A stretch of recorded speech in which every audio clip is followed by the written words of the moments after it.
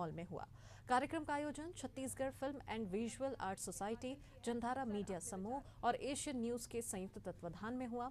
देश भर के सुप्रसिद्ध कवि और कथाकार विनोद कुमार शुक्ल ने सुभाष मिश्र की लिखी किताबें शब्दों के प्रश्न, कोरोना काल में शब्द, मीडिया और रंगमंच आलेख दर आलेख का विमोचन किया। इस दौरान कथाकार भालचंद्र जोशी, दिल्ली कथाकार आनंद हर्षल, रायपुर आलोचक जयशंकर, नागपुर आलोचक जयप्रकाश, दुर्ग अधिवक्ता एवं लेखक कनक तिवारी भी मंच पर विराजमान थे। कार्यक्रम में के मुख्य अतिथि कथाकार विनोद कुमार शुक्ल ने कहा कि जब सुभाष मिश्र ने मुझे पुस्तक दी तो मैं ये तय नहीं कर पा रहा था कि पहले किस पुस्तक को पढ़ूं, लेकिन जब पढ़ना शुरू किया तो ऐसा लगा कि सभी में शब्दों का सागर विद्यमान है।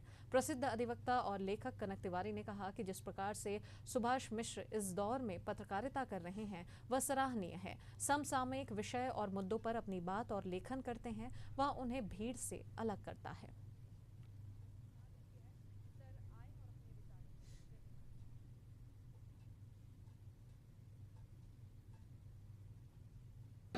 चार पुस्तकों में एक तो पूरा कोरोना काल पर केंद्रित है। जो कोरोना काल में उन्होंने सारी जो लेख लिखे थे, संपादकीय लिखे थे, वो एक पुस्तक में शामिल है। दूसरी पुस्तक है मीडिया और रंगमंच। उसमें मीडिया पर लेख हैं, रंगमंच पर लेख हैं।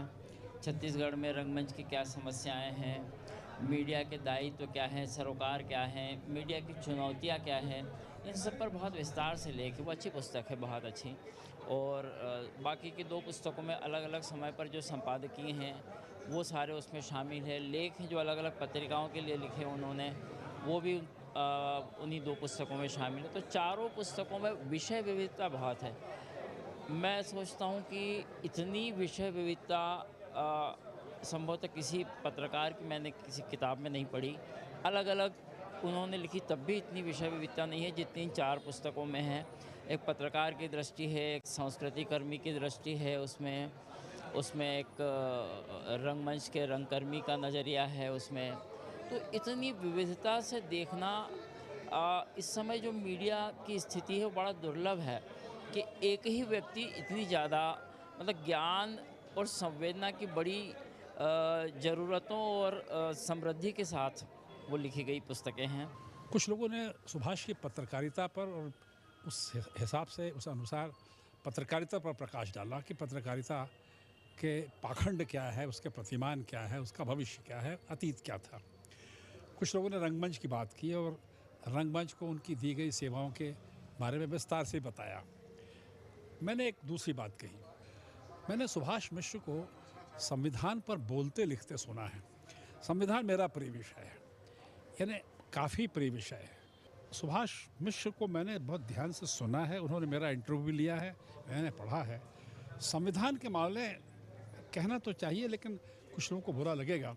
मैंने छत्तीसगढ़ में किसी और पत्रकार को इतनी गंभीरता से भारतीय सामाजिक चिंतन के इलाके में संविधान पर बात करते नहीं सुना, इसलिए मुझे बहुत अच्छा लगा। पिछले कुछ वर्षों से पूरा परिदृश्य बदल चुका है। ऐसे परिदृश्य में गंभीर पत्रकारिता जिसमें साहित्य की संवेदना भी हो, ये कम ही देखने में आती है। जैसा मैंने कहा कि ये ऐसा समय है जिसमें सच को कई तरह से झूठ के आवरण में या झूठ के सच के आवरण में लपेट कर पेश किया जा रहा है। इसमें सीधी सरल बात और सच के पक्ष में कोई बात कह पाना मुझे लगता है कि लगातार कठिन होता चला जा रहा है। ऐसी स्थिति में सुभाष मिश्र ने जिस तरह सच के पक्ष में खड़ा होकर यानी समूची पक्षधरता के साथ जो बातें कही हैं, उसका निश्चित रूप से एक बड़ा महत्व है।